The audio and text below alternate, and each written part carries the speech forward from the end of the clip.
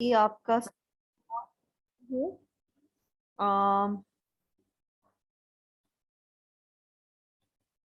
कल हमने chapter 2 chapters किए थे। That was organisation structure and HRM. ठीक है, तो एचआरएम भी हो चुका है। Now we have to start from chapter number 11। ठीक है जी।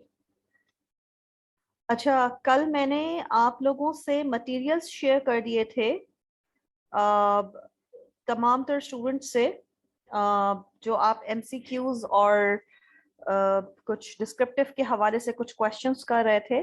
तो मेरी कोशिश फिर यही होगी कि मैं इंशाल्लाह ताला लास्ट डे भी जो है इसको रिव्यू कर दूं, जो कि आपको मैंने टॉपिक्स शेयर करवाए हैं उस हवाले से। ठीक है जी। आई होप आप लोगों को स्क्रीन नजर आ रही है। चैट स्क्रीन पे कोई भी स्टूडेंट जवाब दे दे। जी मैम, आ रही है। ओके जी, thank you so much.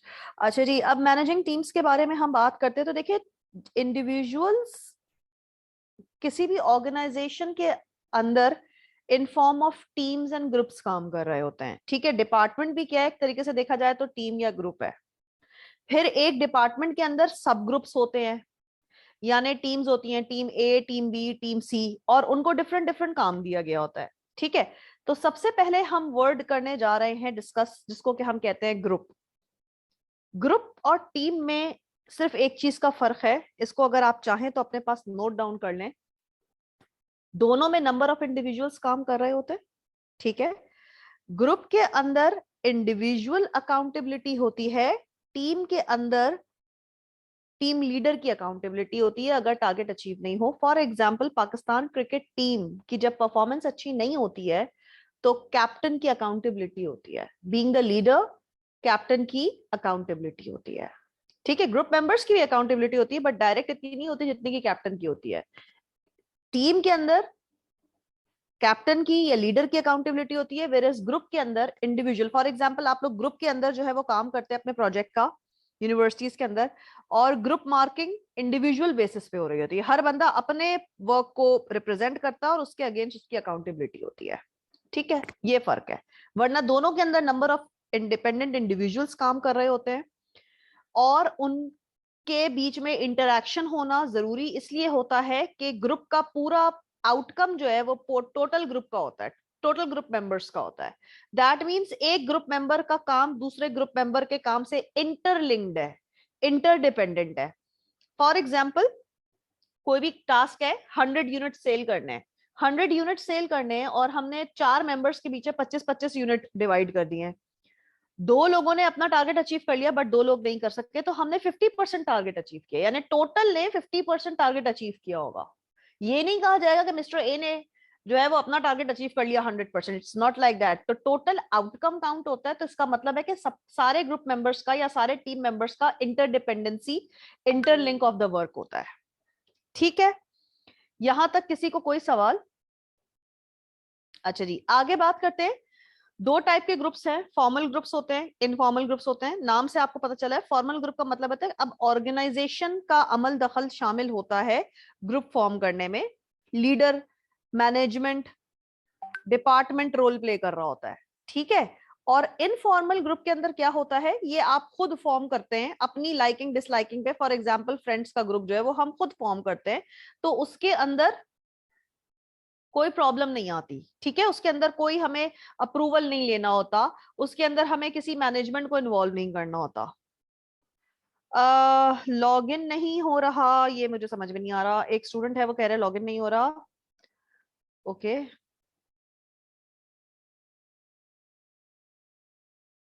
Wait, please try now. Maybe वो पहले कोशिश कर रहे हो, लेट्स सी। अच्छा जी, इसके बाद अगर हम बात करते हैं तो यहां पर तक अगर किसी स्टूडेंट को कोई भी सवाल है तो मुझसे कर लीजिए। मैं आगे जो हूं वो आपको ग्रुप के फॉर्म्स बताने जा रही हूं कि ग्रुप के क्या examples of formal groups. For example, task force group भी जो है वो टास्क फोर्स मतलब एक छोटा टास्क अचीव करना था कम टाइम के अंदर, तो टास्क फोर्स ग्रुप जो है वो फॉर्म होता है। कमांड ग्रुप का मतलब क्या होता है, अब एक मैनेजर होता है, वो डायरेक्टली, फॉर एग्जांपल व्हील, तुम लोगों ने बिजनेस कम्युनिकेशन के अंदर पढ़ा था नेटवर्क्स, और नेटवर्क के अंदर तुम लोगों ने एक व्हील नेटवर्क पढ़ा था। व्हील नेटवर्क के अंदर जो लीडर होता है वो मेन अहमियत का हामिल होता है, क्योंकि वो वन ऑन वन तमाम तर टीम मेंबर से कम्युनिकेट कर रहा होता है। तो ये व्हील है, command group is an example of wheel network. Task group के अंदर अब एक लीडर है, वो आपस में भी कोऑर्डिनेशन लोग कर रहे हैं और लीडर से भी कोऑर्डिनेशन कर रहे हैं। ठीक है, आगे बढ़ते हैं। क्रॉस फंक्शनल, अब क्रॉस फंक्शनल का मतलब होता है, फॉर एग्जाम्पल प्रोजेक्ट ए है, प्रोजेक्ट ए के अंदर हमने जब कल मैट्रिक सिस्टम पढ़ा था, तो मैट्रिक सिस्टम में एक बंदा दो लोगों को रिपोर्ट कर रहा था, और वो दो डिफरेंट फंक्शन के लोग भी हो सकते हैं। एक प्रोजेक्ट ए का हेड था, और एक जो था वो मार्केटिंग डिपार्टमेंट का हेड था। ठीक है, क्रॉस फंक्शनल का मतलब होता है, फॉर एग्जांपल हमने कोई भी नया प्रोडक्ट लॉन्च करना है, तुम लोग मूवीज में देखते हो कि बैंक रॉबरी करनी होती है, तो बैंक रॉबरी के लिए हर डोमेन का जो बेस्ट पर्सन होता है उसको हायर किया जाता है। फॉर एग्जांपल बाइकर चाहिए, आईटी का पर्सन चाहिए जो सिक्योरिटी अलार्म्स वगैरह का काम कर सके, आपको शूटर चाहिए होता है, तो वो अपनी अपनी स्पेसिफिकेशन के अंदर जो है वो बेस्ट होता है। तो इस तरह से हम एक small cross functional team form करते हैं in order to achieve a short term goal. ठीक है, सेल्फ मैनेज टीम्स के अंदर क्या होता है, अब इसमें कोई मैनेजर नहीं होता, इसके अंदर कोई स्पेसिफिक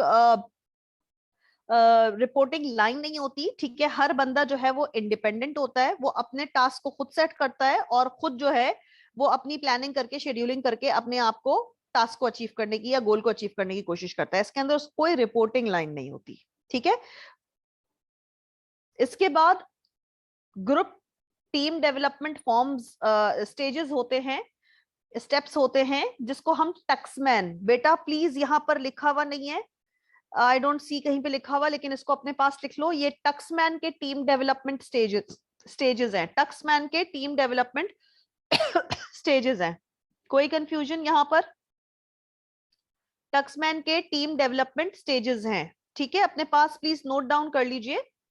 ठीक है, क्योंकि कभी कभी वो अगर ये पूछेगा टक्समैन के टीम डेवलपमेंट स्टेजेस बताओ, तो आप कंफ्यूज हो जाएंगे कि हमने तो स्टेजेस ऑफ ग्रुप डेवलपमेंट पढ़ा था, बट यही चीज टक्समैन के टीम डेवलपमेंट या टीम फॉर्मेशन या ग्रुप डेवलपमेंट या ग्रुप फॉर्मेशन के स्टेजेस हैं। इसको क्या, इसका जो ऑथर है जिसने ये थ्योरी लिखी है, दैट इज नोन एज टक्समैन।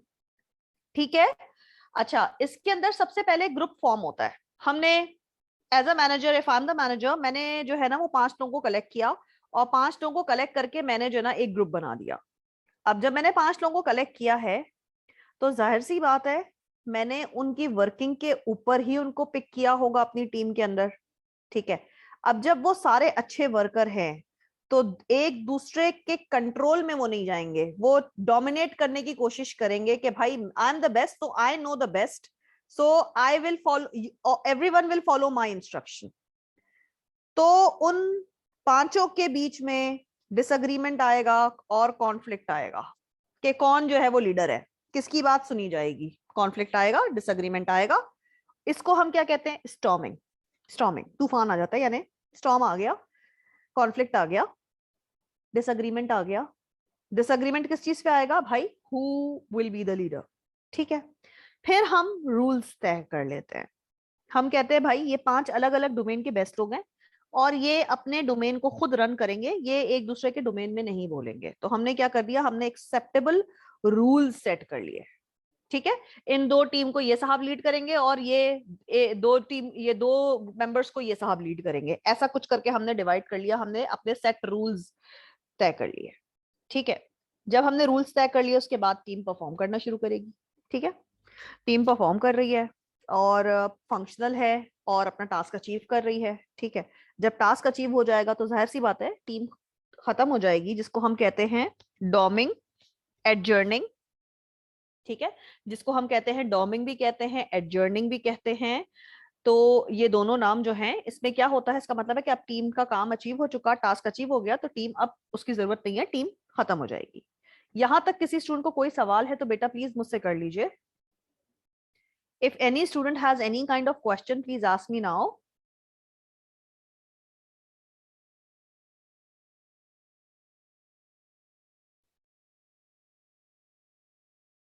कोई क्वेश्चन है तो प्लीज पूछ लीजिए।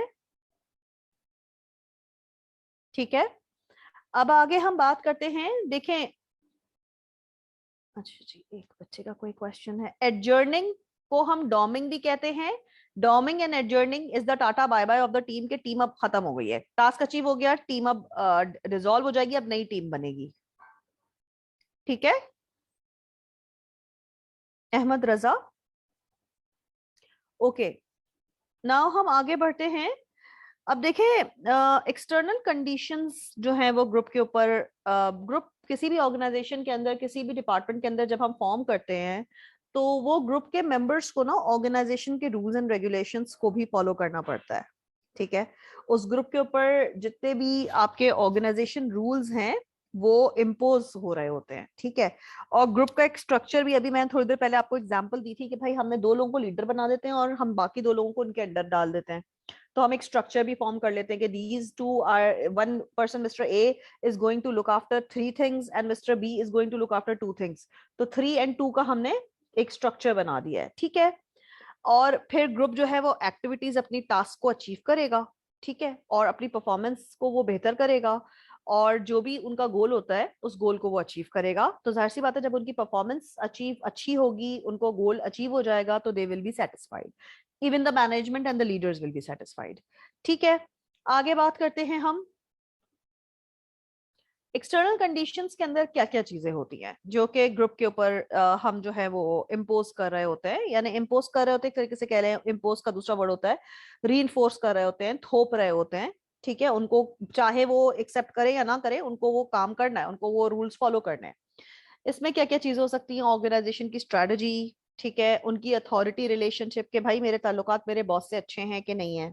ठीक है, फॉर एग्जाम्पल मैं विजिटिंग में 1-2 जगह पर पढ़ा रही हूँ, उसके अलावा फिर मैं एक जगह जॉब भी करती हूँ। तो अब हर जगह मेरे ताल्लुकात जो है वो मेरे बॉसेस से, मेरे पीयर्स से डिफरेंट होते हैं, जबकि हैं।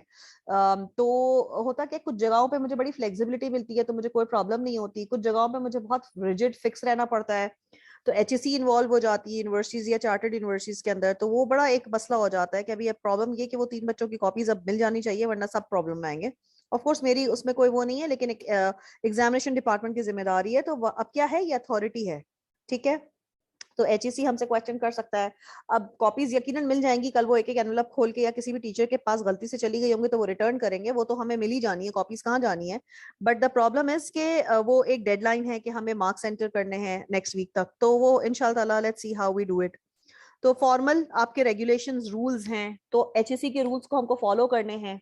ठीक है, कि 9th वीक के अंदर आपको रिजल्ट जो है वो हम पोर्टल के ऊपर सबमिट कर देते हैं, ताकि वो उनको भी एक कॉपी चली जाती है। तो this is how we work. उसके बाद अगर हम बात करते हैं अवेलेबल ऑर्गेनाइजेशन रिसोर्सेज, अब देखें, अभी हम जो इंटरनेट और आईडी यूज कर रहे हैं, ठीक है, तो ये आईडी हम शेयरिंग के अंदर, बहुत सारे फैकल्टी मेंबर्स क्लासेस ले रहे हैं, जाहिर सी बात है सबके रिफ्रेशर कोर्स चल रहे हैं, सबने अपने स्लॉट्स को बुक किया हुआ है। तो हम ये आईडीज को, इन रिसोर्सेज को, जो जूम की आईडी है या ये हम जो रिकॉर्डेड मटेरियल है, इसको हम पोर्टल पे डालेंगे, तो हम ये रिसोर्स जो हैं वो शेयर कर रहे हैं। ठीक है, तो रिसोर्स को, ऑर्गेनाइजेशन के रिसोर्स को हम यूटिलाइज कर रहे हैं, तो हम उसको मिसयूज ना करें। ठीक है, अब अगर हम बात करते हैं एम्प्लॉय सिलेक्शन क्राइटेरिया, अब हम जब नए लोगों को रख रहे होते हैं तो उनको चूज करने का हमारा क्राइटेरिया क्या होता है।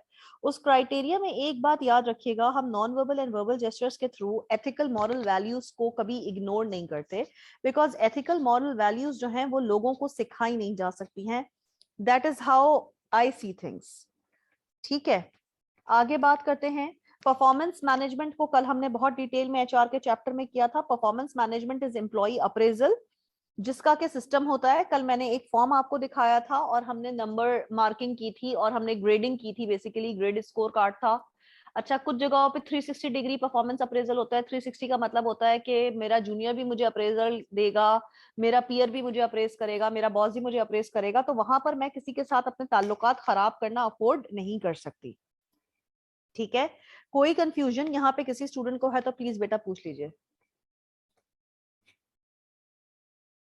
अच्छा, ऑर्गेनाइजेशन के कल्चर के ऊपर हमने कल एक चैप्टर किया था, culture, how people behave, how employees behave, उनका लैंग्वेज, उनका जेंडर, उनका उठना बैठना, उनका behaviour, how they talk, the words they use vary from culture to culture.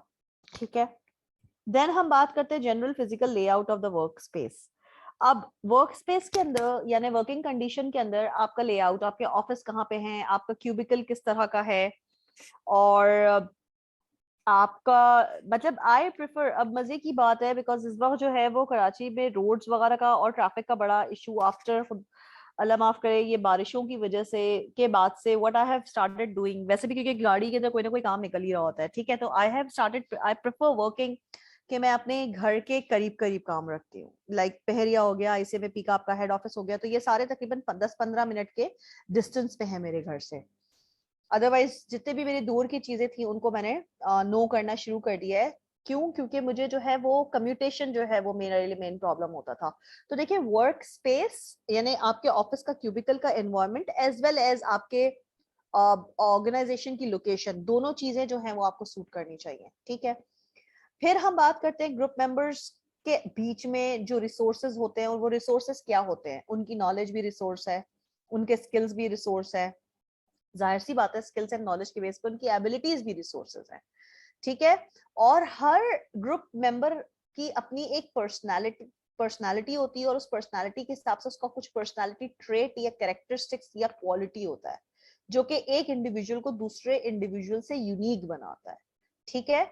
अभी थोड़ी देर पहले मैंने कहा था कि भाई मेंबर, अगर ग्रुप मेंबर को मैं किसी को हायर कर रही हूँ ना, तो वो नॉलेज भले उसको नहीं आती हो, उसके पास स्किल्स कम हो, उसको एबिलिटीज उसकी अच्छी नहीं हो, but always remember I'm never going to compromise on the moral ethical values because why, हर काम को करने का ना एक शॉर्टकट होता है। तो मैंने ये नोट किया कि जो लोगों के मॉरल वैल्यूज लो होते हैं ना, वो हर वक्त जो है वो शॉर्टकट ढूंढ रहे होते हैं, तो उससे प्रोडक्टिविटी सफर करती है, ठीक है। और जिन लोगों के मॉरल वैल्यूज हाई होते हैं वो अपना टाइम नहीं देखते, वो ये नहीं देखते कि मुझे और भी कोई प्रॉब्लम है, वो उनकी प्रोडक्टिविटी आर वेरी हाई, ठीक है। So this is what I believe कि पर्सनालिटी ट्रेट के अंदर मॉरल वैल्यूज देखना बहुत ज्यादा इंपॉर्टेंट होता है, ठीक है। अब अगर हम बात करते हैं ग्रुप स्ट्रक्चर के अंदर किस तरह से फॉर्म होता है, तो हर बंदे का एक रोल होता है, ठीक है। उसको वो रोल दे दिया जाता है और उससे उस रोल के अगेंस्ट एक्सपेक्टेशन रखी जाती है कि we expect you to do this thing. अब ग्रुप मेंबर्स के बीच में उस रोल को लेकर के कॉन्फ्लिक्ट आता है, ठीक है, क्योंकि हर का रोल डिफरेंट होता है, बट कुछ लोगों का जहां पर ओवरलैपिंग ऑफ वर्क आ रही होती है ना, तो वो एक दूसरे के ऊपर डाल होते हैं, ये भी तुम्हारा पार्ट ऑफ द वर्क है। No, it's not like that. इसीलिए आई विल बी ऑनेस्ट, जहां पर दो फैकल्टी मेंबर्स एक कोर्स को पढ़ाने के लिए डिवाइड करते हैं ना, तो वहां पे बड़ी क्लैरिटी होनी चाहिए, वरना एक फैकल्टी मेंबर दूसरे फैकल्टी मेंबर के बकेट के अंदर अपना वर्कलोड भी डालने की कोशिश करता है। तो ओवरलैपिंग ऑफ वर्क के अंदर you have to be very careful. Then क्या होता है, रोल एम्बिग्यूअस होता है। एम्बिग्यूअस का मतलब क्या होता है, रोल कंफ्यूजिंग है, we don't know कि what is expected from us, we are not sure about it, हमें नहीं पता कि हमारी जॉब जो ना वो तो लिख के दे देना चाहिए। मैं हमेशा इस चीज को अवॉइड करने के लिए लिख के दे देती हूँ कि भाई ये काम है, ताकि कोई कंफ्यूजन जो है वो टीम मेंबर्स के दरमियान ना रहे, ताकि बाद में हमको कोई प्रॉब्लम ना हो। यहाँ तक किसी स्टूडेंट को कोई भी कंफ्यूजन है तो बेटा पूछ लीजिए, क्वेश्चन कर लीजिए। Norms are rules, set rules, ठीक है, standards. Common types of norms के अंदर अगर हम बात करते हैं तो हम ये बोलते हैं कि देखें कुछ जगहों पे हमारी परफॉर्मेंस का क्या लेवल हमको चाहिए, एब्सेंट आप कितना हो सकते हैं, आप प्रॉम्प्ट हैं, प्रॉम्प्ट का मतलब है you have to provide the feedback then and there, socialise करना, फ्रेंडली है कि नहीं है, ठीक है। Dress code is also a type of norm, बहुत सारी जगहों पे ड्रेस कोड को फॉलो किया जाता है, ठीक है। एंड देन एम्प्लॉय लॉयल्टी, और एम्प्लॉय लॉयल्टी को मैं फिर वही वाला वर्ड बोलूंगी, ethical and moral values of an employ. तो this is something very important and rare, ठीक है, आजकल तो बिल्कुल ही रेयर होता जा रहा है, ठीक है। आगे आते हैं। कंफर्मिटी का मतलब होता है ऑर्थोडॉक्स ट्रेडिशनल स्टाइल, ठीक है, यानी जो पुरानी चीजें हैं वो वैसे ही होती चली आ रही हैं और वो वैसे ही फॉलो होंगी। पोजीशन वाइज चीजें जो हैं वो मूव करती हैं, और पोजीशन वाइज इवन लोगों के ताल्लुकात एक दूसरे से होते हैं। मैं अपने पीयर जो कि जिसकी पोजीशन मेरी पोजीशन बराबर है, तो मैं उससे साफ उसको मना कर सकती हूँ कि I am not going to do this work and this is not possible. लेकिन अगर मेरा बॉस मुझे कुछ बोल रहा है, मुझे पता है वो भी पॉसिबल वाली बात नहीं कर रहे, लेकिन वही वाली बात बोलेंगे, लेट मी ट्राई, ठीक है। तो पोजीशन वाइज भी जो है ना, वो हमारी कम्युनिकेशन का style and attitude and power के हिसाब से हमारी जो है वो बिहेवियर के अंदर डिफरेंसेस आते हैं, ठीक है। Let's take a 2 minutes break please, नमाज ब्रेक।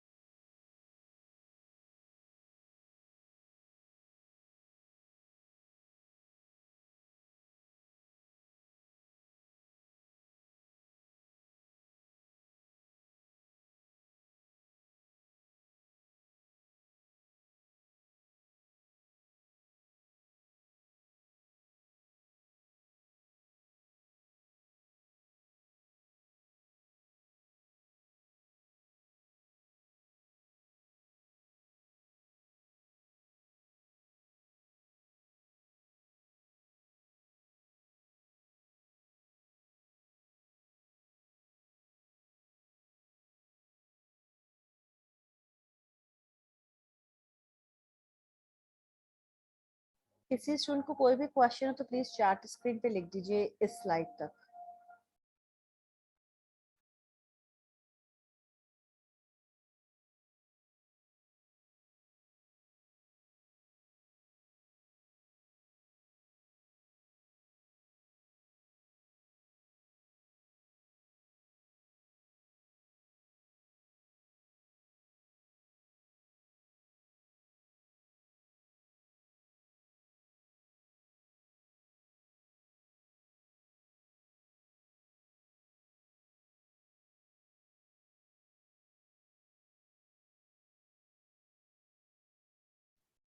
जी आगे बढ़ते हैं।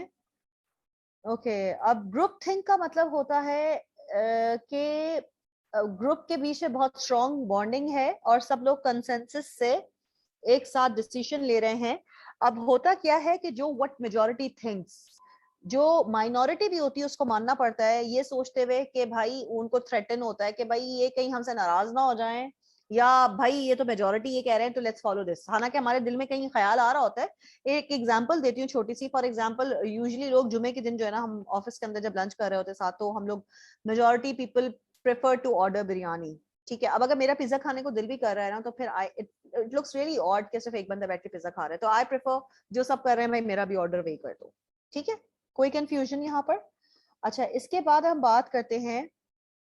देखें जी, आपका स्टेटस सिस्टम के अंदर हम बात करते हैं। दिस इज समथिंग, यहाँ पर मैंने एक स्लाइड स्किप की है जिसके अंदर ASCH के अंदर हमने कार्ड्स सिंपल यूज किया है, और इसके अंदर हम ये बेसिकली बता रहे हैं कि देखें what majority thinks is more important. Always remember, एक बंदे का से इतना इम्पोर्टेंट नहीं होता है, बट कार्ड के ऊपर हमेशा तब फर्क पड़ता है। इवन आप कोई एप्लीकेशन भी लिख रहे होते हैं तो इफ द मेजॉरिटी साइंस, तो उसके ऊपर कोई एक्शन लिया जाता है। अगर एक इंडिविजुअल को प्रॉब्लम हो रही है तो उसके ऊपर कोई एक्शन, उसकी बात की कोई अहमियत नहीं होती। ठीक है, ग्रुप स्ट्रक्चर के अंदर अगर हम बात करते हैं, फॉर्मल एंड इनफॉर्मल ग्रुप के अंदर ग्रेडिंग होती है, पोजीशन होती है, रैंकिंग होती है। ठीक है, फॉर एग्जांपल फॉर्मल ग्रुप के अंदर तो आपके ऑफिस के अंदर टीम है, आपका डिपार्टमेंट है, उस डिपार्टमेंट के अंदर हर इंडिविजुअल की एक फॉर्मल पोजीशन है। ठीक है,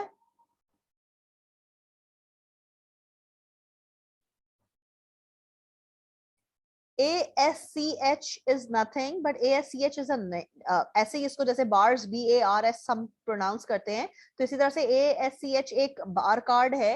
वो कार्ड के अंदर ये बता रहे हैं कि one person saying something is not that worthy as compared to what majority is saying। ठीक है बिलाल, ओके। अच्छा, आगे हम बात करते हैं। देखिए यहाँ पर हम बात कर रहे हैं फॉर्मल ग्रुप के अंदर हर इंडिविजुअल की, फॉर एग्जांपल एक डिपार्टमेंट है, उसके अंदर एक पोजीशन है ऑफिसर की, फिर उससे आपका एग्जीक्यूटिव ऑफिसर है, फिर आपका जो है वो असिस्टेंट मैनेजर है, फिर आपका मैनेजर है, फिर आपका एग्जीक्यूटिव मैनेजर है। So this is how the hierarchy flow. ठीक है, तो हर बंदा अपने पोजीशन के हिसाब से अपनी एक पावर को एक्सरसाइज कर रहा है, उसके पास एक रैंक, एक पोजीशन हासिल है, और उसको अकॉर्डिंगली बिहेव करना है। ठीक है, यानी आपका जो status means your position, with the position comes the power, so you have to exercise your power accordingly। Informal groups के अंदर भी हम पावर या प्रेस्टीज या ग्रेडिंग कर रहे होते हैं, मगर उसके अंदर कोई फॉर्मल अथॉरिटी लाइन या कोई पोजीशन नहीं होती। फॉर एग्जाम्पल आपके मोहल्ले में आप लोग सब क्रिकेट गेम खेलते हैं, तो हर को एक पोजीशन दी गई है कि if you are a good batsman तो बेस्ड ऑन योर स्किल्स आपको बैटिंग ऑर्डर के अंदर प्लेस किया गया होगा। If you are a good bowler so आपको बॉलिंग पैटर्न के अंदर, लाइन के अंदर प्लेस किया होगा। If you are good wicket keeper means आपको आपकी जो पोजीशन है, बट इसके अंदर सबके इख्तियारात, सबके पास पावर बराबर है। ठीक है, if you are a bowler you have the same power, if you are a batsman you have the same power. अगर आप स्लिप पे हैं, आप विकेट कीपर हैं, तो आपकी पावर सेम है, बिकॉज टीम इज इक्वल। तो ये इनफॉर्मल के अंदर होता है, इनफॉर्मल ग्रुप के अंदर क्या आपको काम तो करना होता है, बट कोई एक दूसरे से हम रिक्वेस्ट कर सकते हैं, हम ऑर्डर नहीं कर सकते। बट फॉर्मल के अंदर हम ऑर्डर कर सकते हैं, बिकॉज हमारे पास इख्तियारात होते हैं, पावर होते हैं, फॉर्मल राइट्स होते हैं। ठीक है, is the concept clear to everyone here till here? किसी को कोई कंफ्यूजन हो तो मुझसे पूछ लो।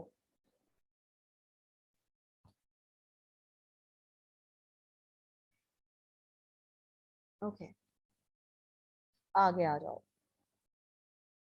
अच्छा जी, अब बात करते हैं ग्रुप का size. There are groups which are very small, there are groups which are very fast. जो स्मॉल ग्रुप्स हैं उनके अंदर जो है वो टास्क जो है वो ज्यादा जल्दी कंप्लीट हो जाता है क्योंकि काम छोटा होता है। लार्ज ग्रुप के अंदर काम जो है वो कॉम्प्लेक्स होता है और डिसीजन मेकिंग के अंदर जो है वो थोड़ा हमको टाइम लग जाता है। व्हाई?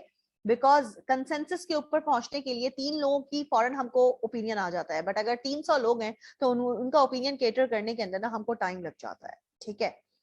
अच्छा जी, और then social loafing is a word जिसके अंदर हम ये कह रहे होते हैं the tendency of individual to expend less effort when working and collectively than when working individually. अब क्या है, there are some social loafers.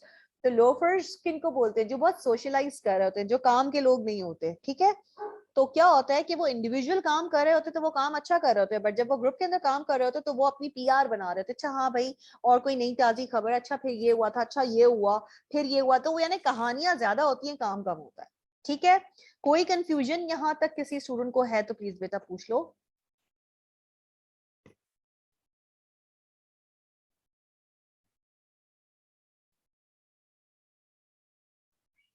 ठीक है।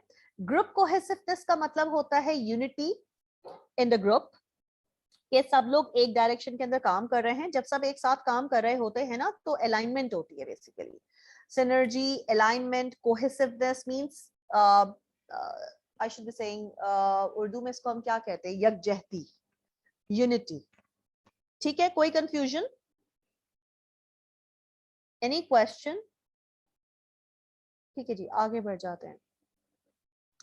अच्छा देखो, जब कोहेसिवनेस और गोल दोनों हाई होते हैं तो स्ट्रॉन्ग प्रोडक्टिविटी होती है। बट आपका गोल हाई है बट कोहेसिवनेस लो है, यानी यूनिटी नहीं है, तो प्रोडक्टिविटी फिर भी बेहतर रहती है, मिड लेवल की रहती है, मॉडरेट होती है। ठीक है। प्रोडक्टिविटी के अंदर डिक्रीज कब आता है? जब आपका पॉलिटिक्स आ जाती है। ऑर्गेनाइजेशन गोल जो है वो हमने लो कर दिया है और हमारी जो ग्रुप की यूनिटी है, अब हम कह रहे हैं कि हमें तो मैनेजमेंट की बात ही नहीं सुननी, तो अब इसमें प्रोडक्टिविटी डिक्रीज हो जाएगी। और जब दोनों चीजें लो हो जाती हैं तो भाई प्रोडक्टिविटी तो जीरो हो जाएगी। ठीक है। तो कोहेसिवनेस हाई हो और गोल्स आपके हाई हो तो बहुत अच्छा है। अगर कोहेसिवनेस, यूनिटी अगर कम भी है लेकिन गोल आप हाई अचीव कर रहे हैं तो भी चले, आप मॉडरेट प्रोडक्टिविटी के अंदर हैं। बट व्हाट इज रॉन्ग, जब आपने गोल्स को लो कर दिया है तो आपकी कोहेसिवनेस हाई हो या लो हो, आपकी प्रोडक्टिविटी डिक्लाइन कर रही है। ठीक है। Is the concept clear? कोई सवाल किसी स्टूडेंट को?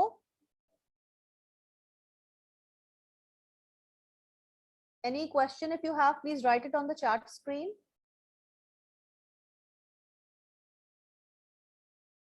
Cohesiveness is unity। बिलाल, अभी तो बेटा मैंने बताया वर्ड का मीनिंग, उर्दू में भी ट्रांसलेट करके बताया। यकजहती, एका।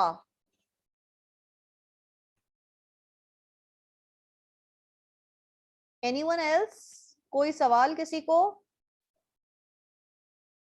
ठीक है जी, आगे बढ़ते हैं। अच्छा, ग्रुप के अंदर डिसीजन मेकिंग के ऑफ कोर्स एडवांटेजेस भी होंगे एंड डिसएडवांटेजेस भी होंगे। ठीक है।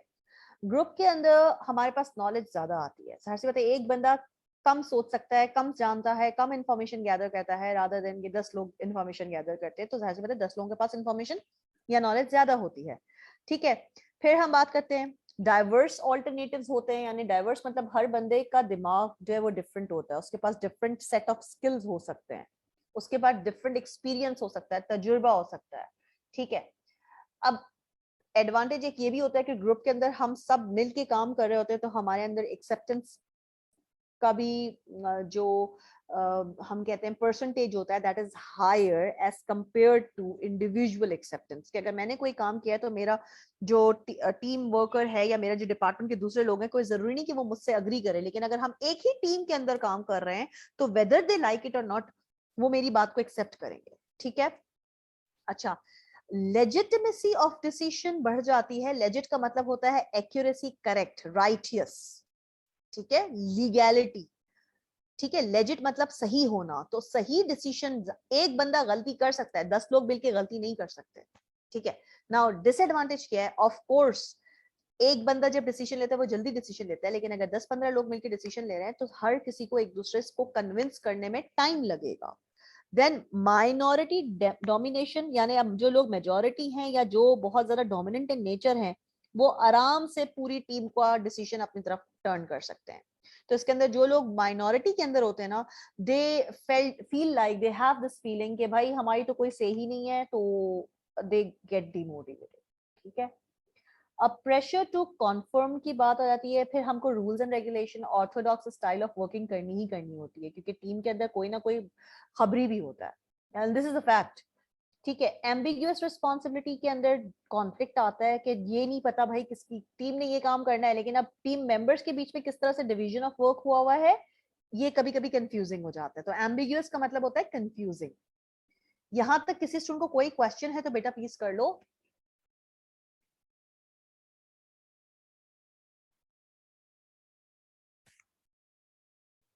If you have any question तो प्लीज मुझसे कर लीजिए।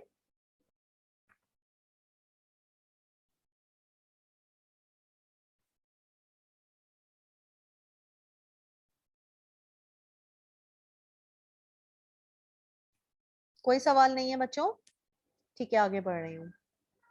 ठीक है, अब देखिए हम लोग बात कर रहे हैं क्रिएटिविटी को बढ़ाने का। तो क्रिएटिविटी को बढ़ाने के लिए हम सब ब्रेनस्टॉर्मिंग कर रहे होते हैं। ब्रेनस्टॉर्मिंग करते हैं तो हमारे दिमाग में नए नए आइडियाज आते हैं। ठीक है, नए नए आइडियाज जहां पर आते हैं तो वहां पे कॉन्फ्लिक्ट भी आ रहा होता है, एक दूसरे को लोग क्रिटिसाइज कर रहे होते हैं, एक दूसरे को लोग जो है वो एक्सेप्ट नहीं करते, रिजेक्ट भी करते हैं उनके आइडियाज को, तो क्रिटिसिज्म भी आता है। ठीक है, इलेक्ट्रॉनिक मीटिंग्स हम बैठ के जूम के ऊपर या हम स्काइप के ऊपर, और बहुत सारे सॉफ्टवेयर हैं जो कंपनीज यूज कर रही हैं, गूगल मीट भी है, वो भी यूज कर रहे हैं लोग। तो मीटिंग्स हम कंडक्ट कर सकते हैं electronically with respect to any geographic region. लोग बैठ के बात कर सकते हैं कंप्यूटर लिंक करके। ठीक है, और एक फाइल को वो व्यू भी कर सकते हैं, एक दूसरे से डाटा भी शेयर कर सकते हैं, टीम व्यूअर भी लगा लें तो वो एक दूसरे के डेस्कटॉप का भी एक्सेस ले सकते हैं। ठीक है, फिर हम बात करते हैं नॉमिनल ग्रुप टेक्निक्स के अंदर, एनजीटी के अंदर। Now NGT is a kind of decision making technique जहां पर ग्रुप मेंबर्स जो हैं वो अपने प्रॉब्लम्स को एक दूसरे मेंबर्स को इंडिपेंडेंटली राइट डाउन करते हैं, अपने आइडियाज को, कि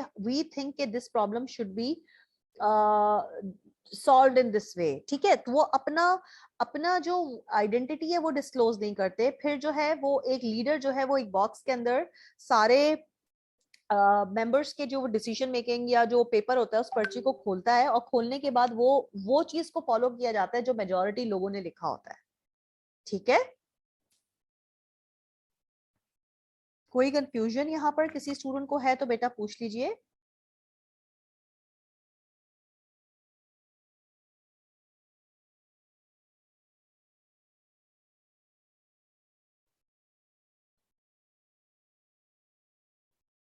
ओके, गुड, आगे बढ़ जाते हैं फिर हम। अच्छा, कॉन्फ्लिक्ट ऑफ कोर्स जहां पर डिसएग्रीमेंट आता है तो लोगों के जहन में ये एक जहन में बात आ जाती है कि यार ये बंदा मेरे काम में जो ना वो रोड़े अटकाने की कोशिश कर रहा है। So we call that disagreement और डिफरेंस ऑफ ओपिनियन कॉन्फ्लिक्ट। हालांकि डिसएग्रीमेंट होना और डिफरेंस ऑफ ओपिनियन होना इज नेचुरल। ठीक है, अब इसके ऊपर 3 व्यूज हैं। जो ट्रेडिशनल लोग होते हैं ना, पुराने जमाने के ऑर्थोडॉक्स लोग होते हैं, वो कहते हैं भाई लड़ाई झगड़ा जो है ना बुरी बात है, नहीं लड़ो, ट्रेडिशनल पॉइंट ऑफ व्यू। अच्छा, human relation point of view के बारे में हम, जैसे मैं हूं तो मैं ही कहती हूँ यार कॉन्फ्लिक्ट आना नेचुरल है। ठीक है, और उसको हम अवॉइड भी नहीं कर सकते, क्योंकि कोई भी दो लोग ऐसे नहीं हो सकते कि वो हर चीज पे एक तरीके की सोच रखें, एक तरह की राय रखें। ये मेरा ह्यूमन रिलेशन वाला व्यू है। लेकिन अच्छा, कुछ लोग होते हैं वो थोड़ा मुझसे भी, जैसे तुम लोग हो सकते हो, तुम कहते हो भाई कॉन्फ्लिक्ट आना तो बड़ा अच्छी बात है, क्योंकि जब कॉन्फ्लिक्ट आता है ना तो हम बेहतर डिसीजन मेकिंग के ऊपर जाते हैं। ठीक है, अगर कोई मुझे बोलेगा नहीं ये चीज गलत है, तो फिर मैं उसे बोलूंगा कि भाई क्यों गलत है, तो जो हम डिसीजन पे पहुंचेंगे ना तो उसके अंदर गलती के चांसेस कम हो जाते हैं, तो हमारी इफेक्टिवनेस बढ़ जाती है। ठीक है, अच्छा, अब हम बात करते हैं categories of conflict. There are 2 types of conflict, functional and dysfunctional. Functional को हम कंस्ट्रक्टिव भी बोलते हैं, डिसफंक्शनल को हम डिस्ट्रक्टिव भी बोलते हैं। ये चीजें तुम BCRW के अंदर कर चुके हो अगर मुझसे पढ़ा है तो। ठीक है, फंक्शनल कॉन्फ्लिक्ट नाम से पता चल रहा है कि हम डिस्कशन के थ्रू बात करके एक अच्छे मुस्बित नताइज पे पहुंच जाते हैं। डिसफंक्शनल का मतलब है जाओ दफा हो जाओ, मुझे तुमसे बात ही नहीं करनी। अब जब मुझे तुमसे बात ही नहीं करनी तो प्रॉब्लम तो सॉल्व ही नहीं हुआ, वो तो अपनी जगह रहा और डिस्ट्रक्शन आ गई, फजूल में बातचीत भी बंद हो गई, काम बंद हो गया। ठीक है, अब now types of conflict. Task conflict, task को लेके लड़ाई। रिलेशनशिप कॉन्फ्लिक्ट, मुझे वो पसंद नहीं है। अच्छा, वर्क प्लेस के अंदर trust me, half of the people, not only half of the people, let me be honest here, 80% of the people whom I work with, I really don't like them. But मेरी liking या disliking जो है वो मेरी personal है, उससे मेरे काम पे फर्क नहीं पड़ना चाहिए। मुझे उसकी शक्ल नहीं पसंद, या मुझे उसका बात करने का तरीका पसंद नहीं, या मुझे उसकी आदत पसंद नहीं है, इससे मेरे काम के ऊपर फर्क नहीं पड़नी चाहिए। ठीक है, बिकॉज हर इंडिविजुअल डिफरेंट है, you need to understand this thing. इसको हम कहते हैं प्रोफेशनल मैच्योरिटी, कि आपके ताल्लुकात से आपके काम के ऊपर कभी भी फर्क नहीं पड़ना चाहिए। ताल्लुकात अपनी जगह है और काम अपनी जगह है, आपकी चॉइस अपनी जगह है, आपका फीलिंग अपनी जगह है, with all due respect, but काम अपनी जगह, काम should not suffer. Process conflict, अब इसको कैसे करना है, how to get this thing done, हर इंडिविजुअल जो है ना वो कहता है। अब जैसे फॉर एग्जांपल करना कैसे, भी मेरा मैं जो आधा काम छोड़ कर आई हूँ 3 कॉपीज का एनवलप अब ढूंढना है, करना कैसे है, तो वो यही है कि कल सुबह से जो है ये हम सारे फैकल्टी मेंबर्स को ईमेल चली जाएगी या मैसेज चला जाएगा, और उसके ऊपर ये मेंशन कर दीजिएगा कि ये प्लीज ये एनवलप है और ये कोर्स का नाम है, ये कोर्स का टाइटल है, तो ये अगर किसी के पास कॉपीज हो तो please contact with the examination department by mistake that this has been, the envelopes have been swapped. ठीक है, अब बात करते हैं, देखो कॉन्फ्लिक्ट एंड ग्रुप परफॉर्मेंस के अंदर के एक इंडिविजुअल की जब परफॉर्मेंस किस तरह से कॉन्फ्लिक्ट से मुतासिर हो रही होती है। अगर लेवल ऑफ कॉन्फ्लिक्ट लो है कोई मसला नहीं है, लेकिन अगर डिसफंक्शनल है, लो होने के बावजूद आप कह रहे हैं कि मुझे इससे बात ही नहीं करनी है, तो लेवल ऑफ परफॉर्मेंस आपका कम हो जाएगा, बिकॉज डिसफंक्शनल है। अब आप यहाँ पे देखिए फंक्शनल, फंक्शनल इज, हम अगर नॉर्मल लेवल की भी, ऑप्टिमल लेवल की भी या मैक्सिमम लेवल की भी जो है ना प्रॉब्लम है, ठीक है, लेकिन हम बात कर रहे हैं, तो प्रोडक्टिविटी या परफॉर्मेंस कभी सफर नहीं करेगी। लेकिन डिसफंक्शनल जब हो जाएंगी चीजें, चाहे प्रॉब्लम बड़ी हो कि छोटी हो, वहां पे प्रोडक्टिविटी आपकी जीरो हो जाएगी। तो this is the relationship explained here. किसी स्टूडेंट को कोई सवाल है तो बेटा पूछ लो।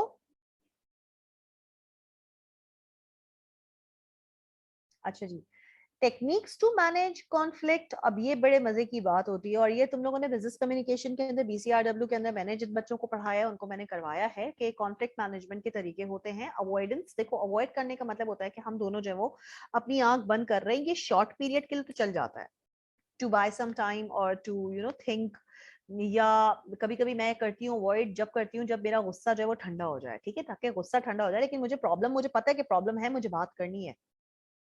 तो avoid can work for short period of time, but long period के लिए ये वर्क नहीं करता, क्योंकि प्रॉब्लम अपनी जगह रहती है। ठीक है, accommodation is the self sacrificing kind of a thing. ठीक है, अकोमोडेट करने का मतलब होता है कि आप सेल्फ अपने अपने पॉइंट ऑफ व्यू को, अपने ओपिनियन को गिव अप कर रहे हो और दूसरे को इंपॉर्टेंस दे रहे हो, which isn't wrong actually, but self sacrificing के अंदर ना most of the time people are not happy.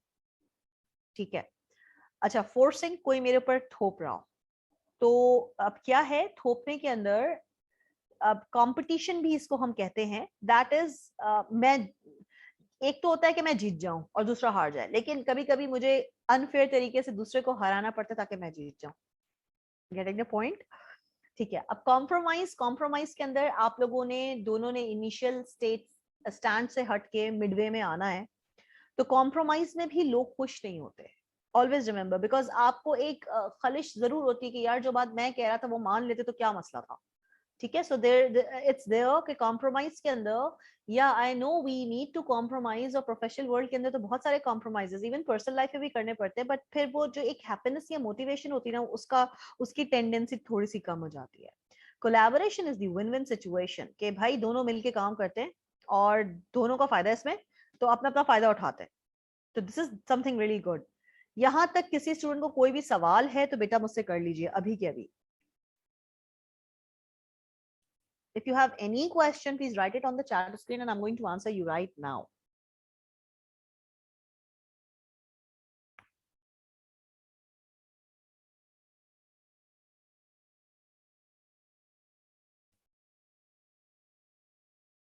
किसी को कोई सवाल नहीं है?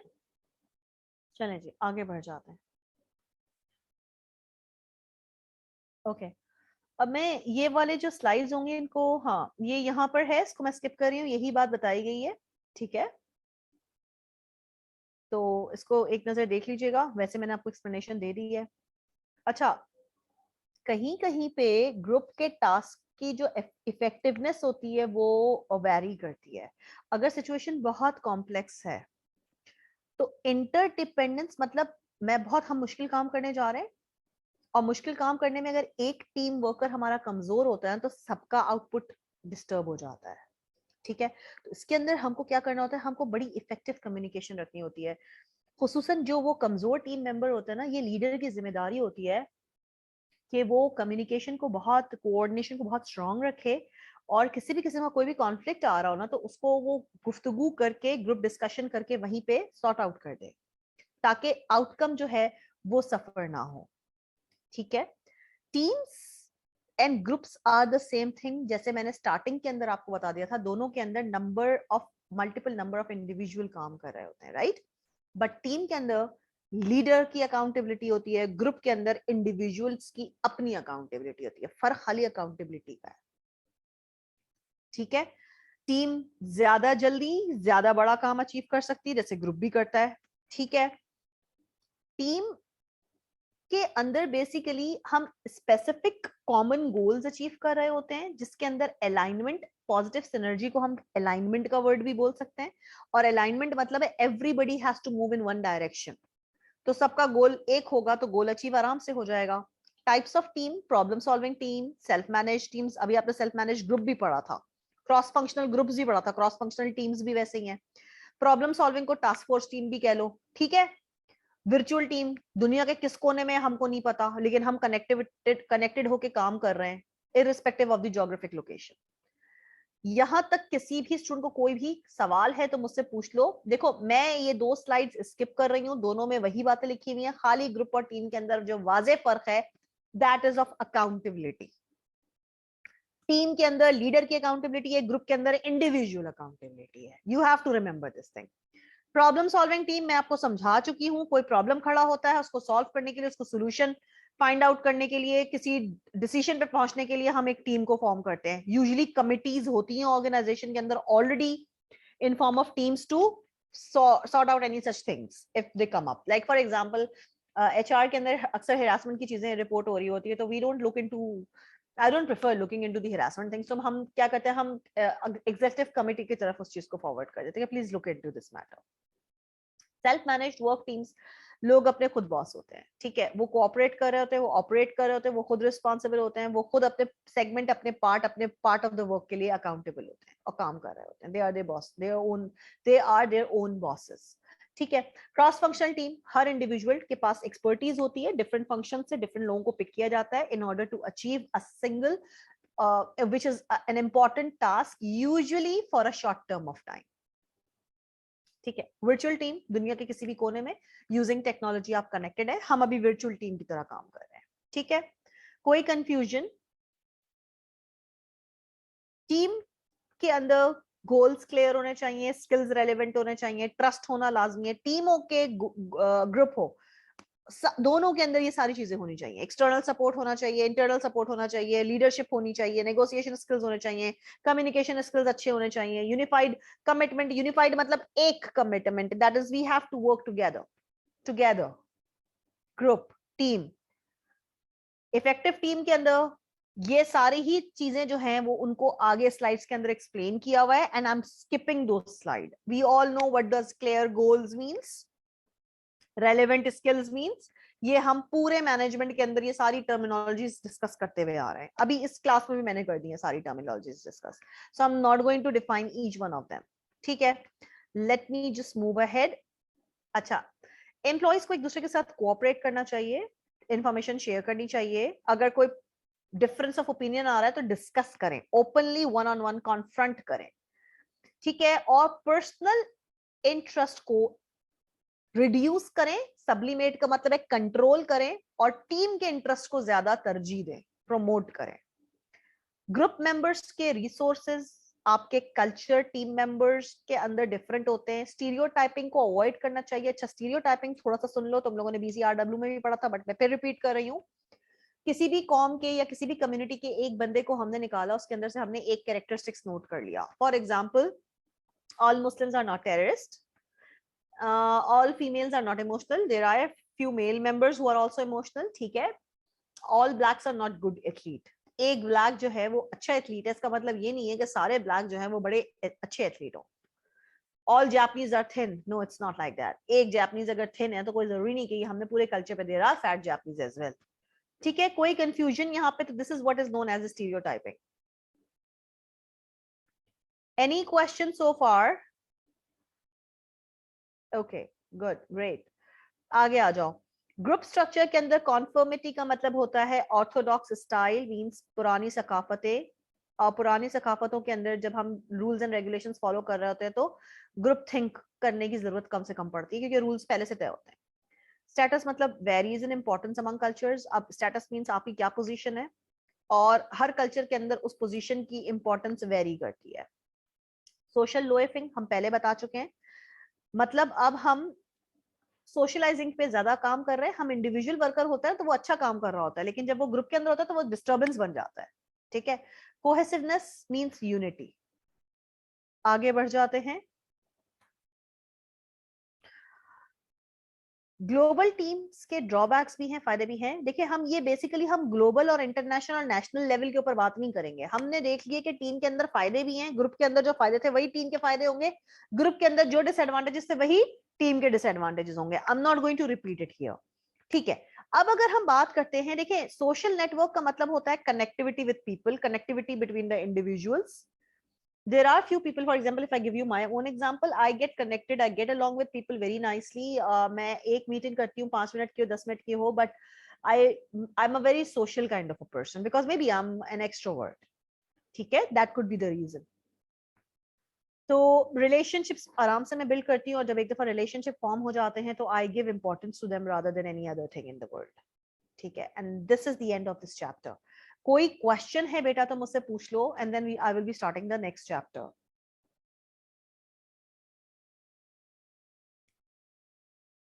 कोई सवाल है तो मुझसे कर लीजिए प्लीज.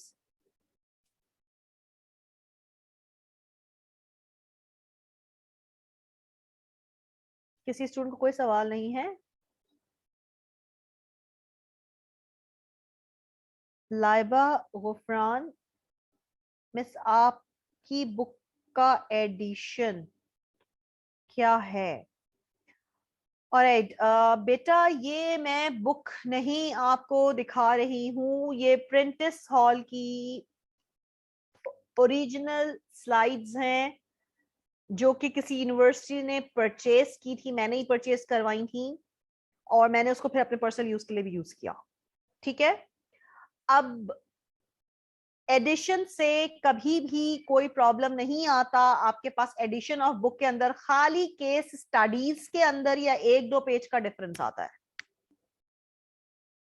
एडिशन से मटेरियल के अंदर आज तक कोई फर्क नहीं आया, चाहे वो कॉटलर की किताब हो चाहे वो स्टेफन पी रॉबिन्स की किताब हो, क्योंकि ये 2 बुक के अंदर मेरे पास खुद घर के अंदर 10 से 12 आपको एडिशन, 9th एडिशन से लेके 15 तक एडिशन मौजूद है. ठीक है ना.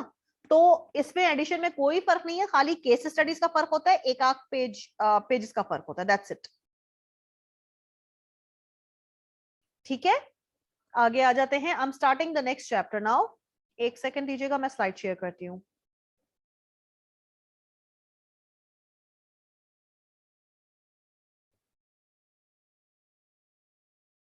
इलेवेंथ चैप्टर खत्म हो गया है and now I will be opening the 12th chapter. Okay.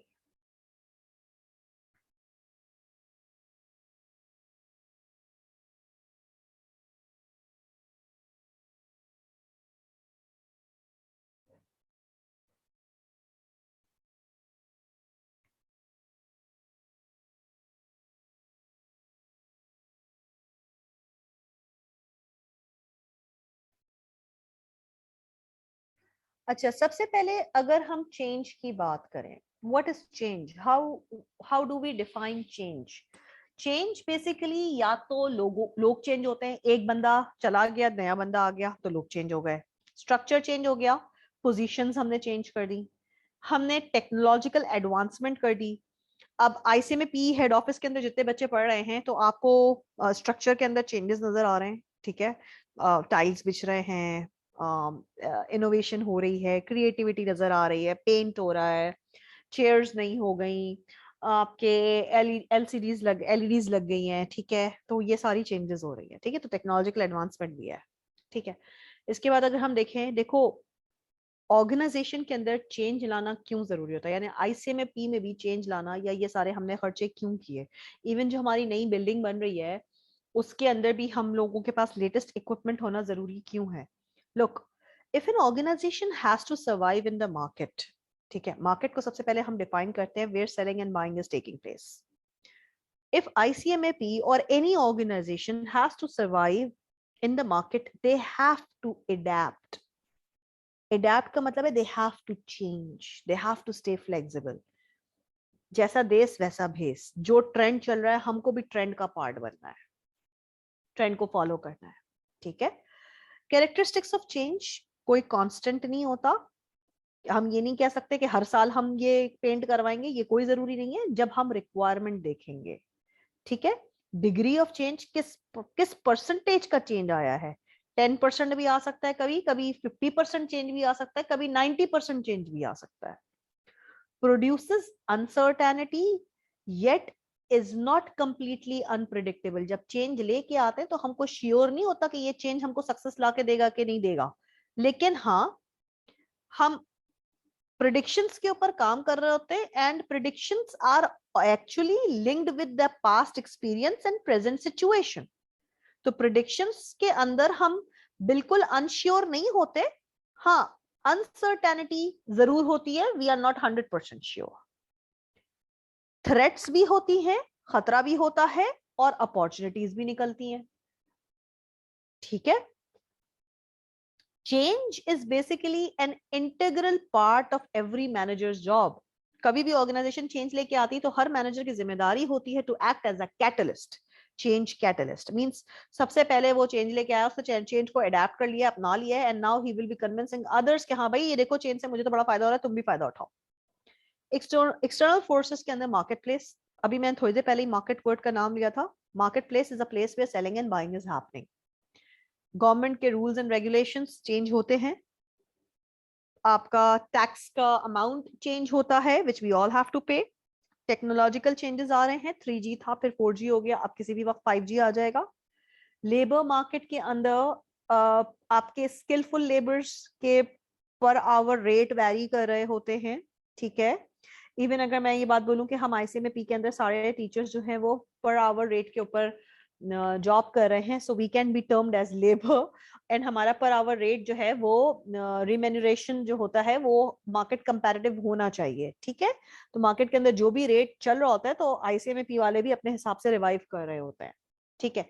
Economic changes के अंदर बेसिकली या व्हाई डू हमारे रिमेन्यूरेशन या हमारी सैलरी को रिवाइव करना चाहिए, of course because of the economic changes and economic situations, जिसके अंदर inflation, unemployment, taxation and so on and so fourth, सारी चीजें आपके सामने, करेंसी डिवैल्यूएशन, और जो हम हर वक्त रो रहे होते हैं महंगाई महंगाई इन्फ्लेशन, वो तो है ही।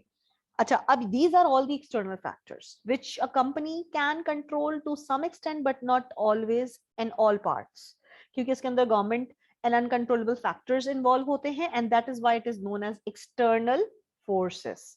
अब हम बात करते हैं इंटरनल फोर्सेस की। Internal forces are controllable factors जिसको कोई भी ऑर्गेनाइजेशन फुल 100% कंट्रोल कर सकती है। फॉर एग्जाम्पल किसी भी कंपनी की स्ट्रेटेजी, उसके वर्कफोर्स, उसकी इक्विपमेंट या मशीनरीज, और उसके एम्प्लॉय का बिहेवियर या एटीट्यूड, ठीक है। ये सारी चीजें कोई भी ऑर्गेनाइजेशन 100% कंट्रोल कर सकती है। यहां तक किसी स्टूडेंट को कोई सवाल है तो बेटा प्लीज मुझसे पूछ लो। If any one of you have any question please ask me now.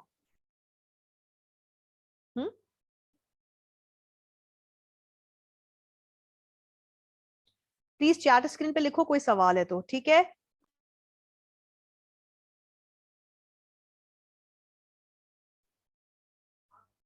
कोई सवाल किसी भी स्टूडेंट को है तो प्लीज मुझसे पूछ लीजिए।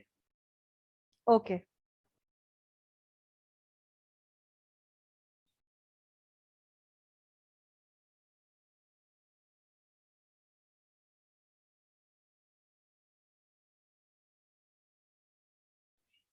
अच्छा जी, अब दो स्टूडेंट्स के जवाब सवाल आए हैं। एक ने मुझसे पूछा है वर्कफोर्स, वर्कफोर्स मतलब एम्प्लॉइज। वर्कफोर्स क्या होता है भाई, कितने एम्प्लॉय हमें चाहिए, हमारी वर्कफोर्स, कौन हमारी वर्कफोर्स है, employees are the workforce, right. Mohammad, Ahmad, Raza, right. बेटा क्लियर है आपको? ओके, एंड एनीवन एल्स, किसी को कोई और सवाल है तो प्लीज पूछ लो बेटा। Okay, now I am moving ahead. अच्छा जी, चेंज प्रोसेस के अंदर, now this is something very important.